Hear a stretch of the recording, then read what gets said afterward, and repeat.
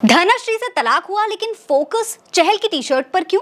उधर व्हाइट कुर्ते में सीएम नीतीश ने कांड कर दिया, अब जेल जाना पड़ सकता है। लेकिन जेल से पहले डायरेक्ट कोर्ट पहुंच गए हैं एलन मस्क। मोदी सरकार पर आईटी एक्ट के मिसयूज का केस ठोकने जैसी तमाम खबरें आज सोशल मीडिया यूजर्स के लिए मसाला बनी हुई हैं। हेलो दोस्तों, मेरा नाम फरीन अंसारी है और आप उल्टा चश्मा यूसी देख रहे हैं। देखते तो आप सोशल मीडिया भी होंगे, लेकिन सोशल मीडिया पर कौन सी खबर कितनी चर्चा में रही और लोगों के क्या रिएक्शन आए, आज सोशल मीडिया से जुड़ी ऐसी तमाम खबरें आज इस वीडियो में हम आपको बताएंगे। Be your own sugar daddy.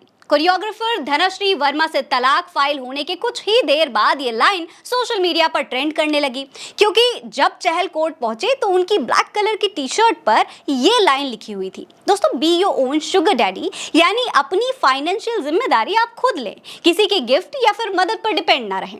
कोई इसे धनश्री की एलुमनी से जोड़कर देख रहा है तो कोई कह रहा है कि ये चहल का धनश्री को साइलेंट रिप्लाई है। देखिए, अश्विनी यादव ने बाकायदा शुगर डैडी का मतलब समझा दिया है और लिखा है, युवा लड़कियां अपने आशो आराम और सुख सुविधाओं के लिए पैसों की व्यवस्था करने वाले किसी डैडी नुमा या अमीर शख्स की तलाश कर लेती हैं, जिसके साथ वो समय भी बिताती हैं, तो उस शख्स को शुगर डैडी कहा जाता है। और रही बात जो टी शर्ट पर लिखा हुआ है, उसका अर्थ है कि आर्थिक रूप से आत्मनिर्भर होना और किसी और पर आर्थिक सहायता या उपहार के लिए निर्भर रहने के बजाय अपनी देखभाल करना। यानी कहीं ना कहीं ये 4.5 करोड़ रुपए की एलुमनी पर तंज है, जो कोर्ट के आदेश के बाद युजवेंद्र चहल द्वारा धनश्री वर्मा को देना होगा। वकील ने बताया कि दोनों पक्ष अब आपसी सहमति से एक दूसरे से अलग हो रहे हैं। इसके अलावा मिस्टर आलम लिखते हैं कि be your own sugar daddy लिखा देखकर जज साहब भी सोच रहे होंगे कि ये केस सुनूं या इस बंदे के कॉन्फिडेंस लेवल की तारीफ करूं। चहल भाई क्रिकेट में विकेट लूटते थे, अब कोर्ट में भी सुर्खियां लूट रहे हैं। वेनम नाम के एक पेज ने लिखा है कि Yuzi Chahal cooked unemployed greedy gold diggers who use men as a sugar daddy. दोस्तों, चहल की टी शर्ट के बाद ध्यान पहुंचा नीतीश कुमार के व्हाइट कुर्ते पर। नहीं, कुर्ते में कोई खराबी नहीं है, कुर्ता एकदम सफा चट व्हाइट सीनियर नेता वाली पूरी वाइब दे रहा है। बस नीतीश कुमार की वाइब अब बिहार वालों को पसंद नहीं आ रही, क्योंकि चीफ मिनिस्टर रहते हुए भी उनसे राष्ट्रगान की रिस्पेक्ट तो हो नहीं पा रही है। दोस्तों, सीएम नीतीश कुमार ने एक प्रोग्राम में राष्ट्रगान को शुरू होने से पहले ही रुकवा दिया। इशारों में कहा कि पहले स्टेडियम का चक्कर लगाऊंगा मैं, फिर शुरू कीजिएगा। सीएम का इशारा मिलते ही मंत्री विजय चौधरी ने राष्ट्रगान बंद करवा दिया, वापस आए और राष्ट्रगान दोबारा शुरू हुआ। लेकिन सीएम साहब यहां पर फिर भी सावधान खड़े होने के बजाय मीडिया से हाय हेलो करते रहे।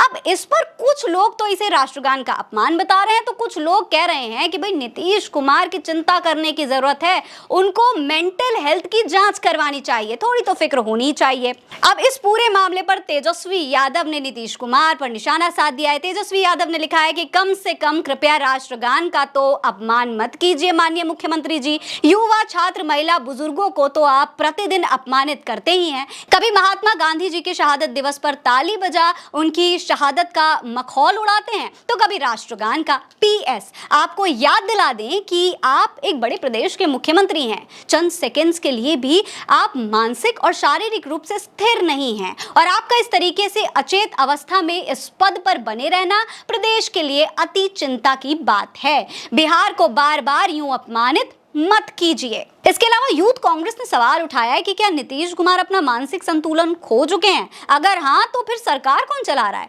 क्योंकि राष्ट्रगान हो रहा है और ये जनाब मस्ती में इधर उधर ताक कर गप्पा मार रहे हैं, बेशर्म जैसे मुस्कुरा रहे हैं। चाचा कुर्सी छोड़िए, इस्तीफा दीजिए और बिहार एवं देश का अपमान बंद कर दीजिए।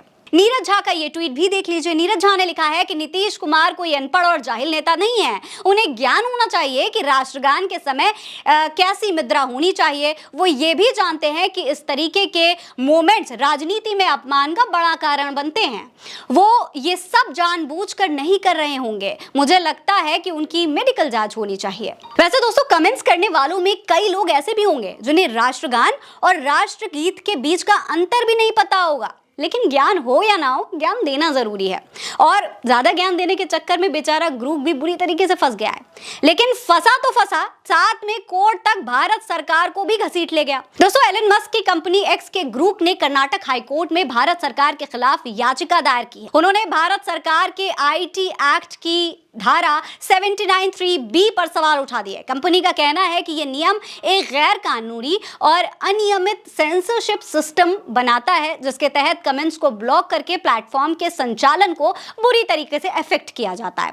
दोस्तों, इससे एक दिन पहले आईटी विभाग ने ग्रुप पर जांच बिठाने की बात भी कही थी। हालांकि जनता को लगता है कि भाई सरकार जो है वो ग्रुप से डर गई है, क्योंकि जितनी बेबाकी से भाजपा के तमाम प्रोपोगंडे का पर्दाफाश ये कर रहा है, उससे भाजपा को आगे चल के कोई बहुत बड़ा नुकसान झेलना पड़ सकता है। इस पर करिश्मा अजीज लिखती है कि 56 इंच वाला बेईमान ग्रुप से डर गया। डॉक्टर ओम सुधा कहती हैं कि दुनिया में किसी देश की सरकार को ग्रुप से डर नहीं लगा, मोदी सरकार को इससे दिक्कत हो गई, सच से इतना काहे डरते हैं।